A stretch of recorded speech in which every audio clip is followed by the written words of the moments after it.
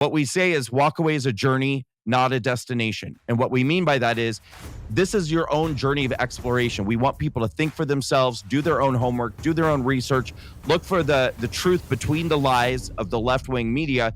We're here to provide a community of support for people as they leave the left. Where they go is up to any person, and we're going to support whatever decision they make. If they want to be an independent, a libertarian, a Republican, if they love Trump, if they don't love Trump, we don't really care.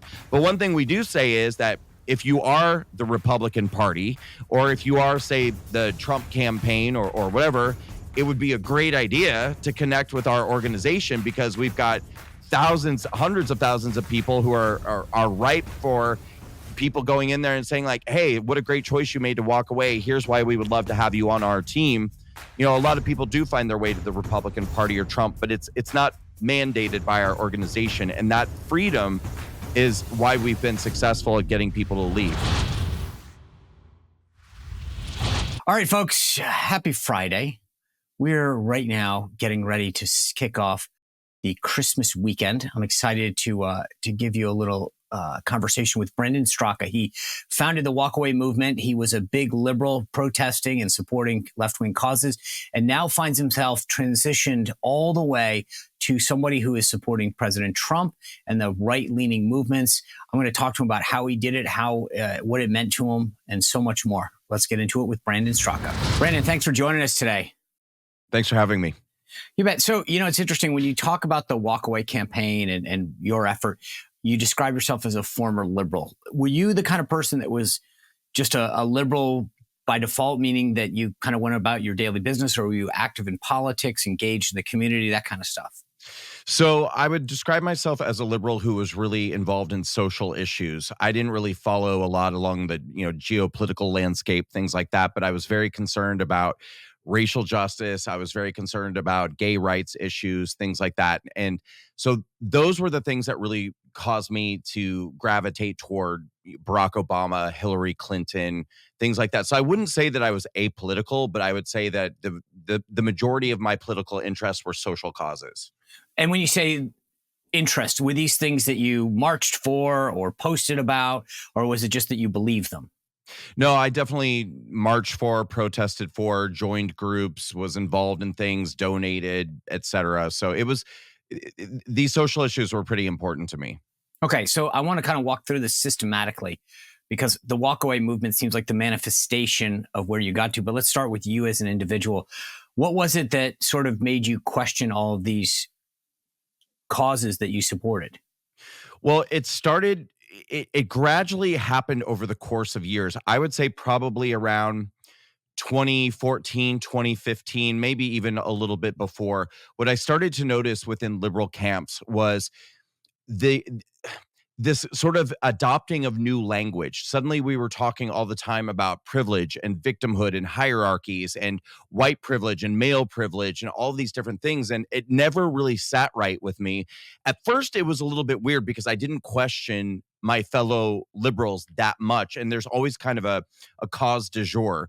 And so when they started saying these things, at first I didn't question it that much. I was sort of like, okay, well, maybe there is a male privilege hierarchy or a racial privilege hierarchy. But then it started to become, people were really beating people over the head with this. And then it actually started to affect me. And, most people know I'm a gay man. I've always supported gay rights issues, gay marriage, things like that. But I started to, even within the gay community, hear people, women were talking about gay male privilege, or trans people were talking about gay male privilege. And I'm like, what are we talking about? I mean, literally just years ago, we were fighting for marriage rights and things like these things are just now starting to change. But all of a sudden I'm becoming almost an enemy within my own community. And I always say too, I became a liberal because I am against racism. I'm against sexism. I believe in equality for all people. But I was starting to hear liberals adopt these talking points that were the opposite of what I believed in, talking about how, basically the answer to inequality for women was to be against men, or, Right. In order to lift up the black community, we've got to beat the white community over the head. And I was like, that's still racism. And hating men is still sexism. I'm not for any of these things. All right, guys, most of us know what it's like to be without power, sometimes for an hour, maybe a day, a couple days after a natural disaster, a hurricane, a windstorm, whatever. But now national security experts are warning that our power grid is more vulnerable than ever.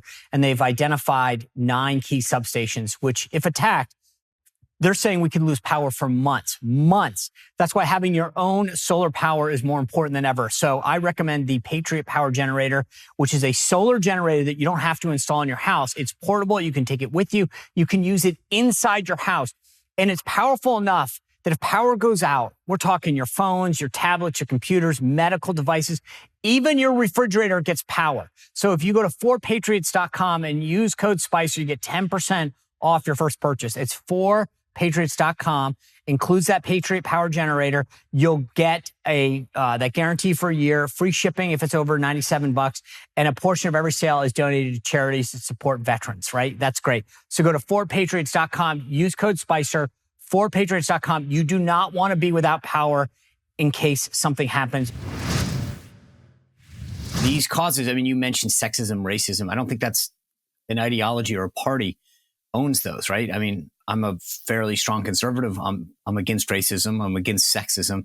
But it's interesting because the left has really changed, has now, in an effort to eradicate that to which they claim to hate, they've actually engaged in that behavior, right? So it's exactly. They've sort of said, okay, well, to put an end to racism, we have to hate white people. To put an end to sexism, we have to hate men. To advance LGBTQ rights, we have to hate straight people and discriminate against them, right? And discriminate. Yeah, right. I'm still trying to get. I get the issues that eat away at you. Is there a light bulb that goes on one day and you go, I don't think that I'm part of this anymore, and I feel more comfortable on the other side?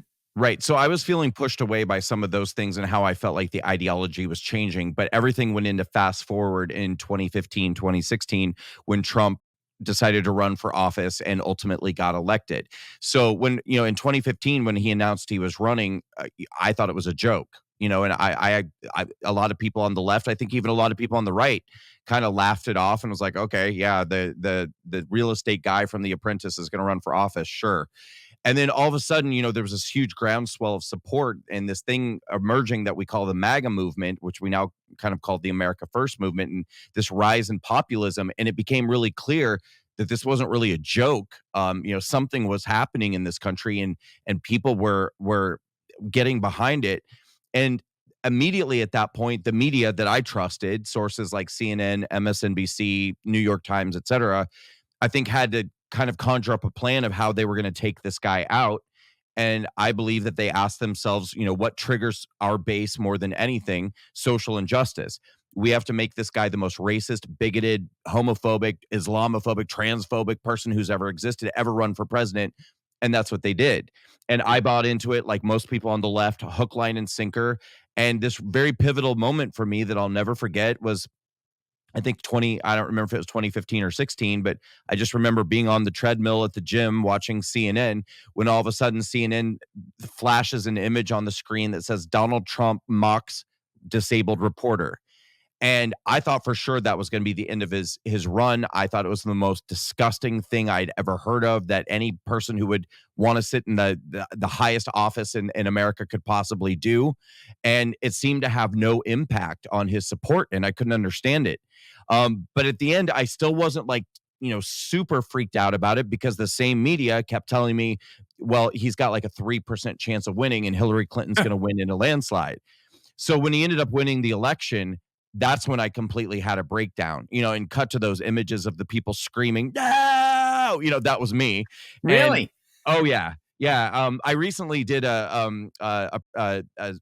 speech on stage where I kind of did a presentation of my journey from the left. And I showed for the first time people videos of myself the day after the 2016 election. I was literally on Facebook crying over Donald Trump getting elected, and I was scared to death. Pulled over, I found out that he won, and I didn't sleep the rest of the night, and I had to cancel my day today because I literally, I can barely function right now, and I couldn't take clients, and I don't know. I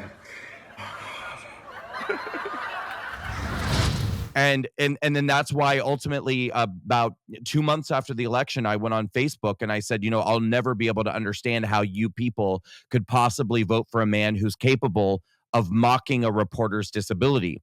And that's when somebody, a staunch Christian conservative who used to babysit me when I was a kid, named Diane, reached out to me privately, and she sent me a link to a YouTube video entitled Debunking That Trump Mocked the Disabled Reporter, which probably a lot of people have seen, but essentially it's a compilation of footage showing Donald Trump in numerous circumstances throughout the years, even before he ran for president, doing that exact same voice and that exact same gesture as he did that day at that rally. Something he does anytime he's imitating anybody who's flailing because they're caught in a lie. And it showed very definitively that he didn't actually mock that reporter's disability, and that the media that I'd been trusting lied to me. And that's when the light bulb started to go on. And I went on a journey of research that led to me walking away from the left. It's funny. This is apropos of nothing, but since you brought this up, there's this liberal professor. I've got the book. In fact, I got to reach out to the guy. And he goes through and he says at the beginning, I voted for Bernie Sanders. I'm no Trump fan. I'm no Trump supporter, but I am a professor of media. And I felt it was my duty to go through each of these instances, that one included. And he says, the left told you and the media told you that this is what it was, exactly what you just described.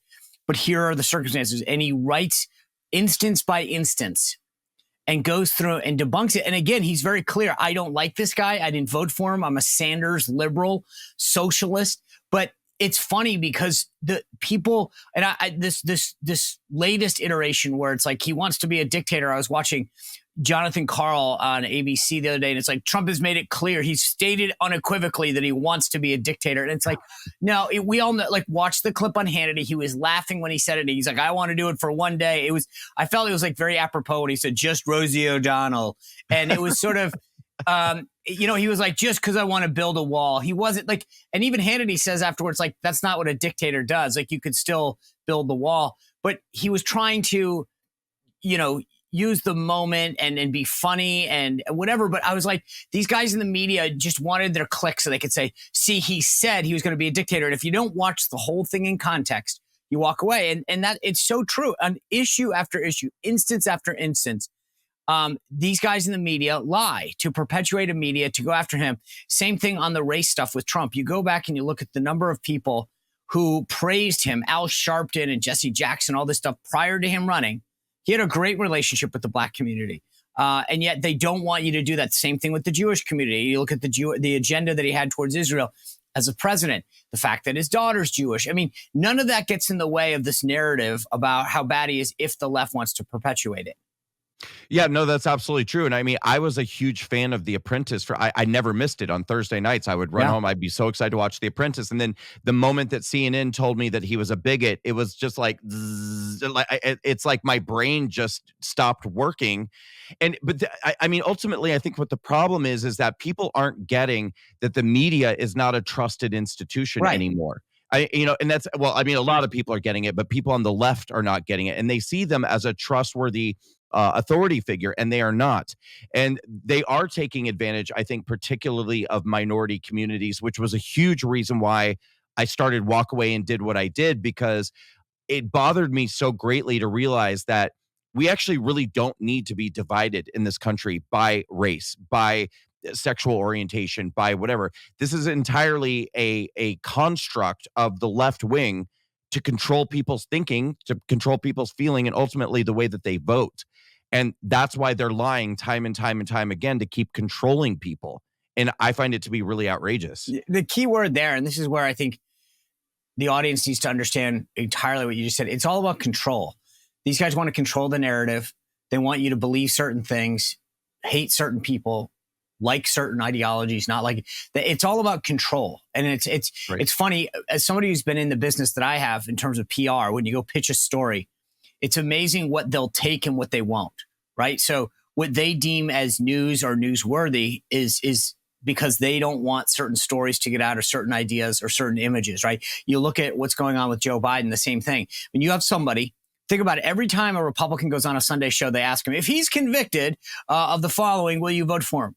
They'll never ask a Democrat, if Joe Biden's impeached, will you still support him? If Joe Biden has additional cognitive failures, will you support him? They won't ever bring that up because they don't want to chip away at what they want to control and have you believe, which is that Joe Biden is actually completely in control. He's got a great agenda. They're looking to preserve that. They hide it.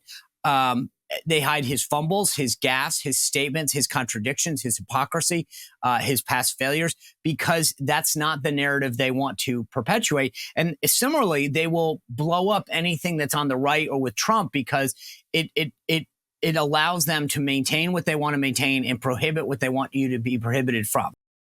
And they'll blatantly create it even if it doesn't exist. But it's amazing to me that there even are people on the left at this point who are still unable to see it, because if two glaring examples were the Trump CNN town hall and most recently the Vivek Ramaswamy CNN town hall. I mean, the moment they step into territory where they start correcting the left-wing narratives, the lies that the left wing has been putting out, those town hall hosts will just talk over them over and over. Mr. Trump, I have to stop you. Mr. Trump, I have to stop you. Mr. Trump, I'm not going to let you lie. Mr. Trump, I'm not going to let you come on CNN. Like, we're not going to let you get. And it's like, you should want him to be lying. If you actually believe he's lying, let him talk. Let him expose himself as a huge liar to your audience. You're the one trying to shield your audience from getting the truth. You're the liar. And it's so blatantly obvious. All right, folks, we've probably all spent a ton of money this Christmas holiday season on gifts for folks. As you make a New Year's resolution, think about your financial future, diversifying your investments. I do as well. I've thought about it. I put money in Bishop Gold. They are a group that I have gotten to know. I've talked to them about my financial situation, how precious metals can be part of it. I trust them. I've gotten to know them. Integrity is a part and a way of doing business for Bishop Gold Group. And I would recommend that you sit down and talk to them. Whether it's an IRA that you're looking to roll over, a diversification of all your accounts, precious metals can be part of that. And when I did it, I got on the phone with them. I explained my situation, what I'm looking to do. And they talked about, well, we'll do a little here. We'll do a little here. What's your timeline on this? It was a great conversation. And it was a way for me to think about my financial future and hopefully independence going forward. So I suggest if you want, give them a call, 844-984-1616, or go to bishopgoldgroup.com/Sean for a special promotion to start your journey with precious metals to financial freedom. Again, bishopgoldgroup.com/Sean. Talk to them about your circumstances, your needs, and trust me, you won't regret it. I use them. I suggest you do as well. bishopgoldgroup.com/Sean. I know but I was funny because I watched the Vivek one, and Abby Phillip, who is the moderator there, kept, Mr. Ramaswamy, please stop. We don't know how many. I think it's shameful. If I may finish just answering. Well, let me this is really important. I'm going to go ahead and interrupt you here because I know the establishment doesn't approve of this message. I know there were federal we should be able to talk about this. You're saying that there were federal agents. This is important to talk about. You are saying there were federal agents in the pad-on? And it was like, we don't want you to talk because it's all about them and their colleagues. Right? What I've realized is they have to show their colleagues, see, we didn't let that get out. We stopped it for you. And it's always that critique when you read some of these media columns afterwards. It's always like, kudos to Abby Phillip for fact checking him in real time, for not allowing this. And it's like, well, wait, why did you do the town hall? Why do you ever? And like I said, the thing that's so interesting is it's never the other way. Right? I watched so many of these press conferences that the White House gives. And I think back to my time at the podium. It was real-time fact-checking. They were so proud of it. And yet Karine Jean-Pierre says things over and over again that are demonstrably false, misleading, untrue. And they just let it roll because we can't stop that because we don't want that to occur, right? She talks about Islamophobia when asked about the problem that many Jews were facing here domestically in our country after those Hamas terrorist attacks. She goes off into Islamophobia and no one really name checks her on that, right? It was unreal that she went into that territory. Full of concern right now about the potential rise of anti-Semitism in light of everything that's going on in Israel. So a couple of things. We have not seen any credible threats. I know there's been always questions about credible threats, and so just want to make sure that that's out there. But look, Muslim and those perceived to be Muslim have endured a disproportionate number of hate-fueled attacks. That should have been career ending, and yet it was like, would you like a mulligan and try again? Right. Well, and this administration, whether it's Karine Jean-Pierre or various other pundits for Biden, they have this phrase that they fall back on where they keep saying, "We've been very clear. We've been," and then they proceed to say something that's completely unclear. Well, you know what's funny? I'm glad you brought that up. The best example these days has been the following. Every time they talk about the Republican impeachment, right? What does it say? The Republicans are moving forward with this impeachment despite any evidence showing that Biden is linked, despite any proof of wrongdoing, right? It's immediately, let's couch it. And yet they didn't say that when it was Trump and Russia, Trump and the 51 intelligence agency heads signing that letter, right? They've never used that phrase when it comes to Donald Trump and any accusation on the right. So there's always an accusation that assumes that somehow he's guilty, right? But when it comes to Biden and the impeachment inquiry, it's, Republicans are pursuing this despite any evidence, despite connecting the dots. Like they want to make it very clear to their audience whose side they're on. Well, and they seem to confuse the word evidence with proof. I think even Republicans would say, let's put the evidence on the table and let's find what the answers are. Let's get to the proof. But to say we have no evidence when we have Correct. evidence of dozens of LLCs being created, money being transferred from one LLC to another LLC, family members receiving payments from, that's evidence. Yes. It may not be proof, but it's evidence. Right. If this was a police officer going in and laying it down for a case, they'd say, okay, to your point, we've got the LLC transactions, we've got the suspicious activity reports, we've got these payments that went from here to there, we've got this meeting that occurred, all of these things, we've got these emails, these transcripts, these witnesses. I mean, Tony Bobolinsky, et cetera. There are people that are given depositions about their relationship to Joe Biden. There's statements that Joe Biden made that contradict himself multiple times. And yet, you're right. It's not, you can say that we can't convict or something, but you can't say there's not evidence, and they do that. They do it all the time. I mean, this is a major problem that we have. And I would like to say, I think I always say, once you see it, you can't unsee it. So those of us who are on the right, I think we've gotten very used to this being common practice from the left-wing media. But unfortunately, I don't think that we can really say that we can just laugh this off or act like it's not a big deal. I've been saying a lot recently, it's one thing to kind of hypnotize people with false narratives and lies to control their voting behaviors, but they're actually influencing jury pools now and influencing prosecutors and things like that. This whole case with Donald Trump in Georgia with the election interference. All a person has to do is literally take 1 hour of their life and listen to that phone call that Donald Trump had with those people. It is nothing like the media has represented it. But if you ask the average person who didn't listen to that phone call, they'd say, "Oh, he was calling and he was threatening and intimidating legislators in Georgia and trying to get them to find votes for him and trying to get the." That's not what happened at all in this phone call. No. But now, like, a man's freedom is at stake over these lies. And his company and everything else. Again, it gets back to this idea in the first case, Alvin Bragg, right? He brings something that has completely blown past the statute of limitations. And I've asked this over and over again. I don't get it. That's the point of a statute of limitations. It says the crime must be prosecuted or adjudicated before X year, 1 year, 3 year, 5 years. It was a misdemeanor what he did. And yet Alvin Bragg makes it to a felony. Well, how? Well, it doesn't matter because it's Trump, right? And you go through each of these cases, whether it's the Fannie Willis one down in Georgia, the Jack Smith one here, or the one that we're seeing in New York on the civil charges in terms of his company. Again, Mar-a-Lago was the greatest jump the shark moment in that case where they valued at $18 million. You can't buy a bathhouse in that area of Palm Beach for $18 million. And yet, again, to your point about telling the average person what happens, they go, oh, well, wait a second. Let's actually peel back the onion more on that case.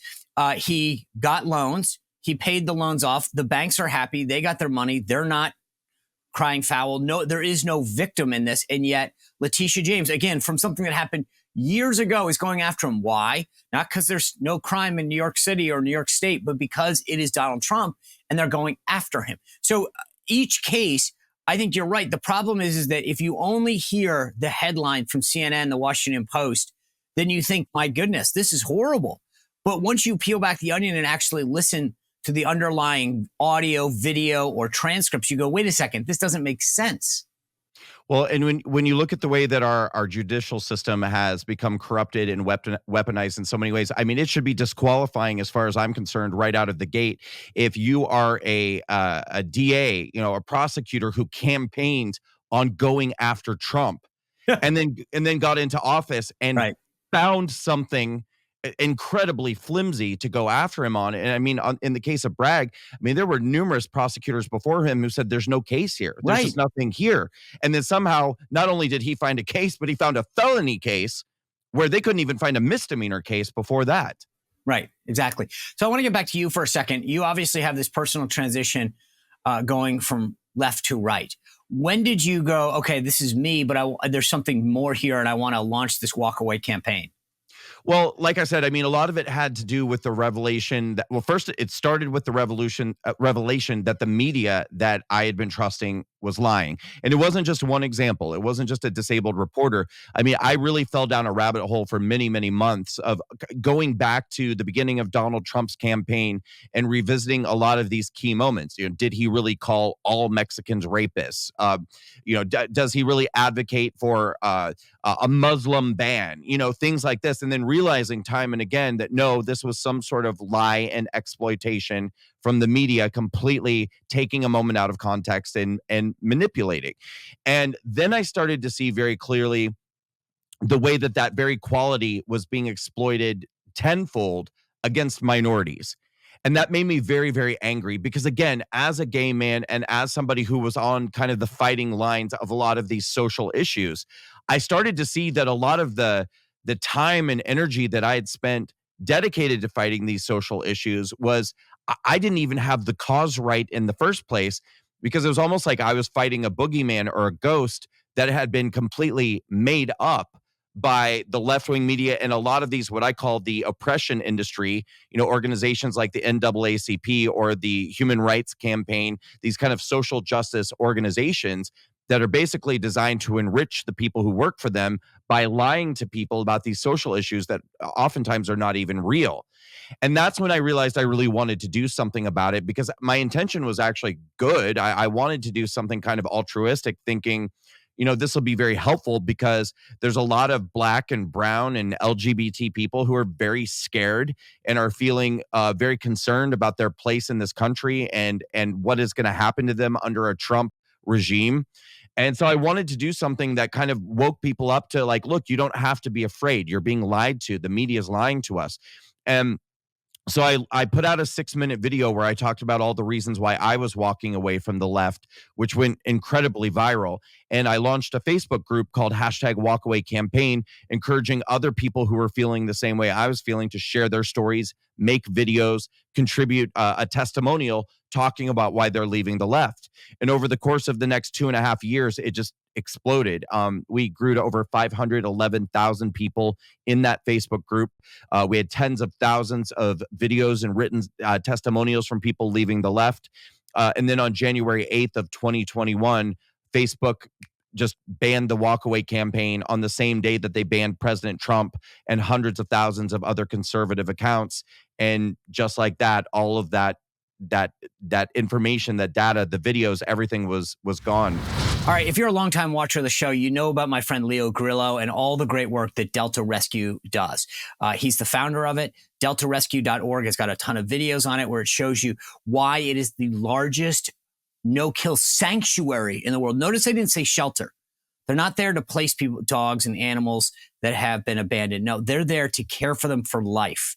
It's a no-kill sanctuary. And if you're an animal lover, you're going to love the work that Leo has done. He started on this journey when he rescued a Doberman. He named the Doberman Delta. Delta stands for dedication and everlasting love to animals. And that's what Leo Grillo has been all about. If you're like Leo, like me, an animal lover, and you go to deltarescue.org and see the great work that they're doing, you can help them out. They rely entirely on our contributions, $5, $10, $100, whatever you can do. But more more importantly, if we want to make this an enduring mission, look at that estate planning guide that they've got on there, download it, see if you can help make sure that we protect the work that Leo and Delta Rescue is doing when you pass, to make sure that part of your estate goes to Delta Rescue. Again, go to deltarescue.org to help out. By the way, when these people were submitting testimonials and videos, was there a common thread or was it various reasons? Various reasons, but the common thread was betrayal. So the circumstances might have been different from story to story. It might have been a Black person realizing that they were being exploited for being a Black person. It might have been an old, one I'll never forget was we got a testimonial from I think she was 93-year-old white woman who told us that she had been volunteering for the Democrat Party since she was 13 years old, that this was her whole life. And she told us that what she had witnessed with the Kavanaugh hearings and what the Democrats were doing to Brett Kavanaugh, she said, I see so clearly this is not the Democrat Party that I once loved. And that caused her to walk away. But the common thread in every story, despite the circumstances being different, was that everybody felt in one way or another betrayed by the party or the media that they once trusted. So you mentioned that this Facebook page gets wiped out January 8th, 2021. Where does it stand right now? I know you guys just celebrated your 5th anniversary. Like where are people engaging, or how are they engaging? So we ended up launching our own app that we call Walkaway Social, and we have tens of thousands of people who have joined Walkaway Social. And it's the growth of the app is much slower than the Facebook group, and it has made us realize that we may, in fact, have to bite the bullet and launch a new Facebook group, because we're going into obviously a very important year, and we just need to be everywhere, and we need to be growing, as much as we possibly can in this period of time. But for the time being, people can join our app, #Walkaway Social, and even if you're a lifelong Republican, even if you've always been conservative, get on the app, share the stories, engage. You can be what we call in the movement a #WalkWith, which are people who support the movement, support what we're doing. But we haven't stopped doing, in addition to the social media aspect, we do live events. We go into the Black community, Hispanic, LGBT minority communities. We go into college campuses. We do marches, rallies. We do live debates. We do town halls. So we're always running around doing stuff, and we're going to continue to do lots of events next year. And you're right, we just celebrated our 5th anniversary in West Palm Beach, Florida a few weeks ago. It was it was a weekend-long event. And we had Laura Trump, Carrie Lake, Matt and Mercedes Schlapp, Rudy Giuliani, lots of people who've been supporters of our movement, and many, many more.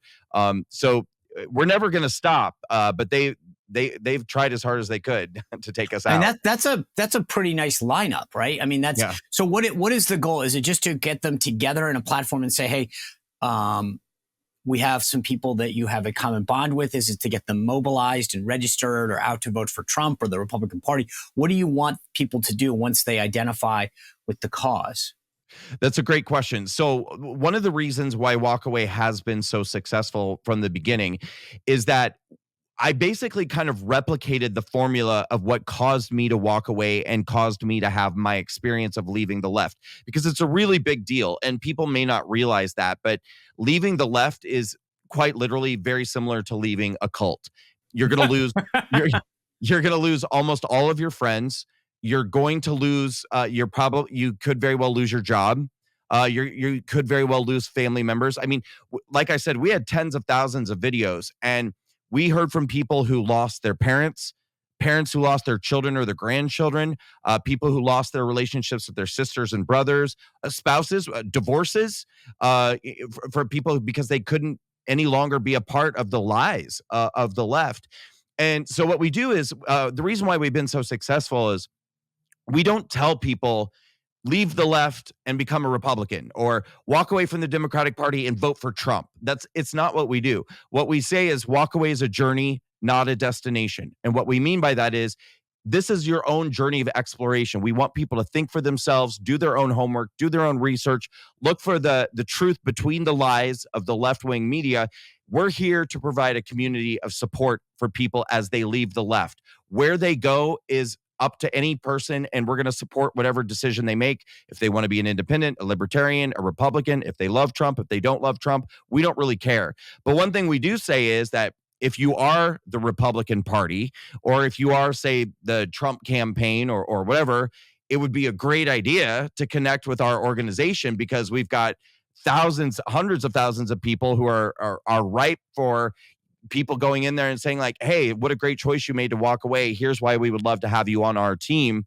A lot of people do find their way to the Republican Party or Trump, but it's not mandated by our organization. And that freedom is why we've been successful at getting people to leave. So you mentioned a bunch of big names, Laura Trump, Rudy Giuliani, et cetera, Carrie Lake.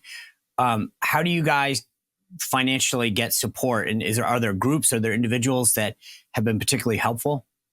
So we definitely encourage people at a grassroots level to support the organization. We have a 501c3 called the Walkaway Foundation. People can find that at walkawayfoundation.org. Right now, we're basically running a campaign saying that we're trying to get 10,000 patriots to give $5 a month for the next year, or 5,000 patriots to give $10 a month for the next year. We got hit really hard after January 6th, and there's probably not time today, but they came after me. I was on Capitol grounds, didn't go inside the building, didn't hurt anybody, didn't engage in any violence of any kind, but I was outside of the building shooting a video, and the FBI rounded me up, put me in jail, and because I was arrested, Walkaway, who wasn't even involved, or wasn't there on January 6th, they banned us from our donor portals, our PayPal, Venmo, Stripe, email services. We had to rebuild everything. So, for anybody, but just to be clear, I just want to go back to that, just so the audience understands. You never entered the Capitol building. Did you engage with law enforcement in any way? No, not in any way.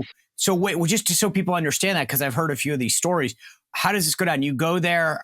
I know that there were two issues. There was the Capitol, and then there was the Ellipse where Trump had spoken. Where were you, and how did law enforcement follow up with you?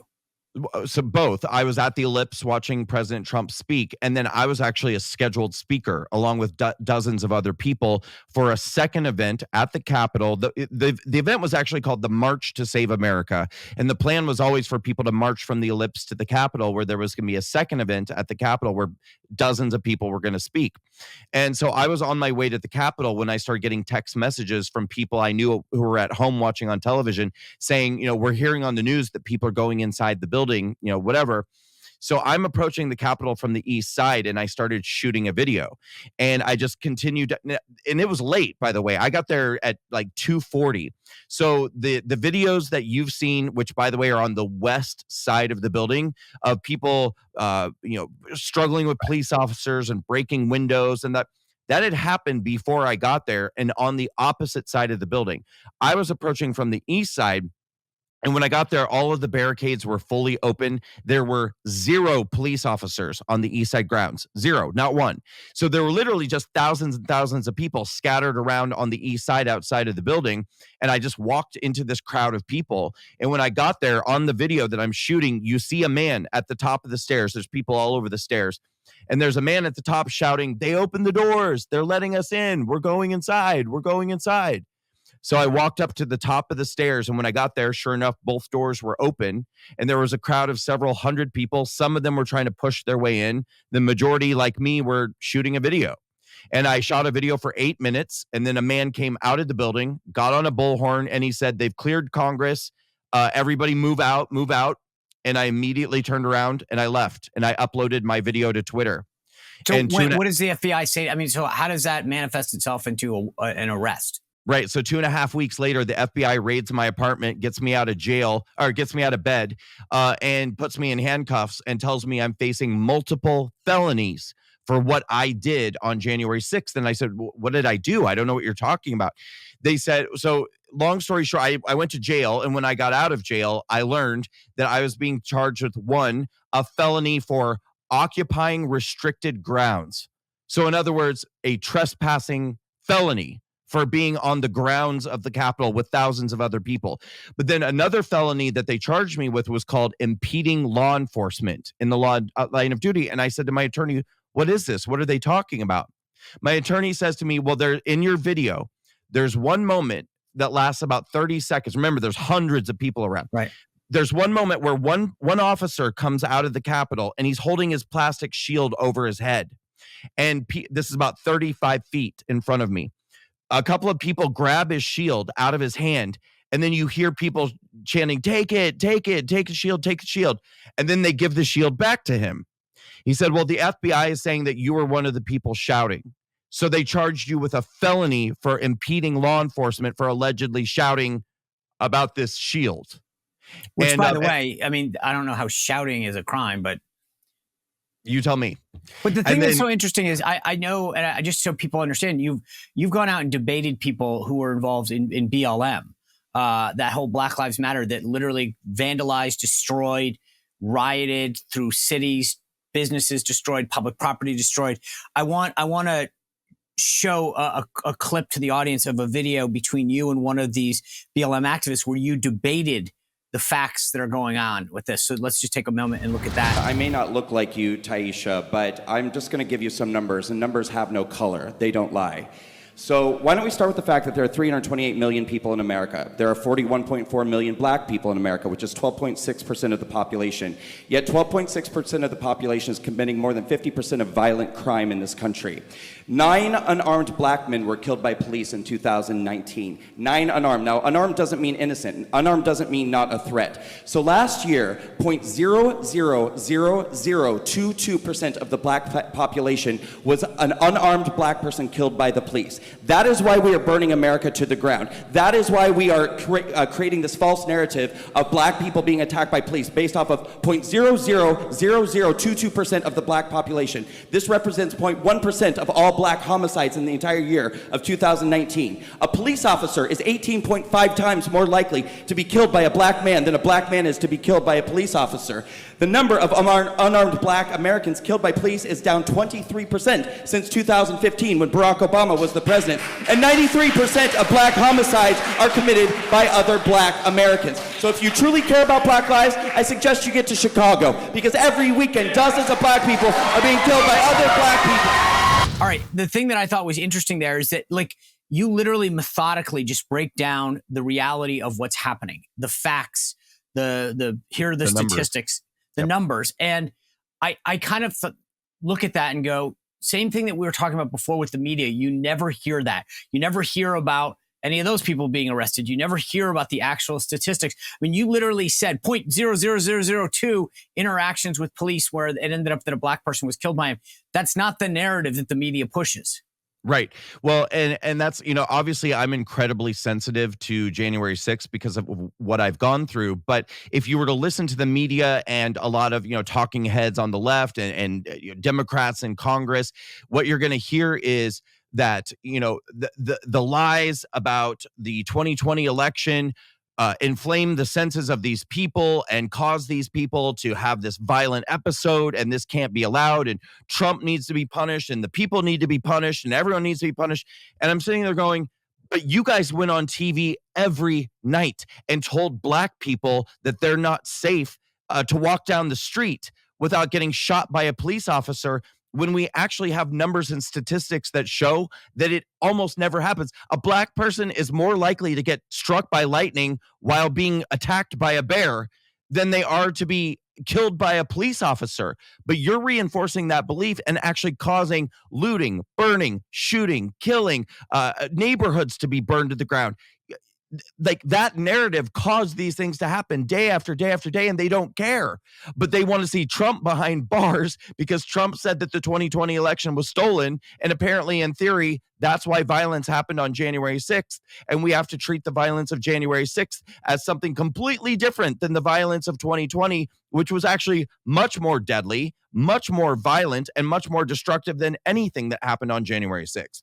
Yeah, not only that, right? So, you've got the media perpetuating this myth that they're under attack all the time. But secondly, this idea of peaceful protest, right? I mean, that they didn't do anything wrong, that this was justified, that Fauci says it's okay, you won't get COVID if you're doing that activity. I mean, they literally covered for that.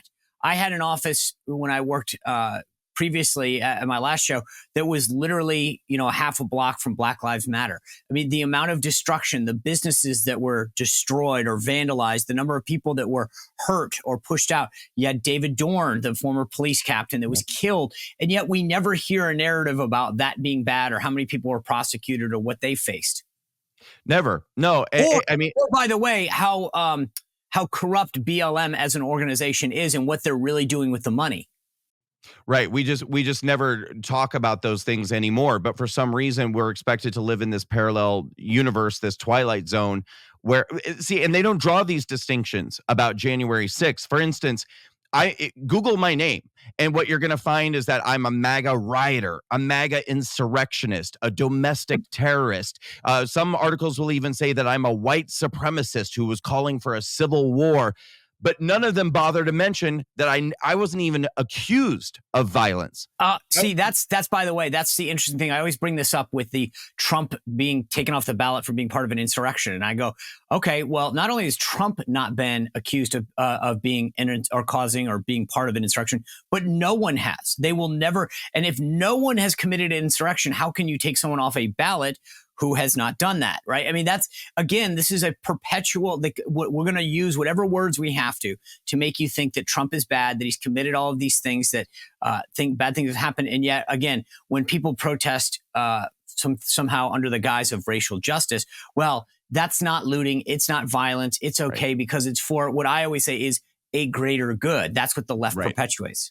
Right. And why is it that the media, the left-wing media, can literally stand in front of burning buildings and say that this is mostly peaceful protests that they're witnessing, but they're not able or willing to draw any lines of distinction for anybody? It's like if you threw a gum wrapper on the ground on January 6th and got a citation for littering, they're going to report that you were a part of the insurrection and that you had a role in the insurrection. They're not going to say, well, look, some people were just trespassing. No, they don't, that's not part of it. They don't want that. Brandon, I appreciate you telling your story. Not only that, but also what you're doing to expose the lies. You methodically break it down in a way that I think exposes what the left is at. I appreciate you joining us to share this story with us and continue to get out there and push on this. So it takes people willing to do that. And I think you're right about the consequences of this. If you're going to go out and do that, understand the left doesn't want you to expose this, but it's the right thing to do. Too much is at stake. Right. I appreciate you being with us. Ladies and gentlemen, thanks for being part of a great discussion with us. Continue to subscribe, hit that notification button on YouTube and Rumble. Go to Apple Podcasts, Spotify, give us a 5-star review. We'll be back here tomorrow on The Sean Spicer Show. Well, if you enjoyed this content, make sure to like this video, subscribe, and click the notification bell to get more.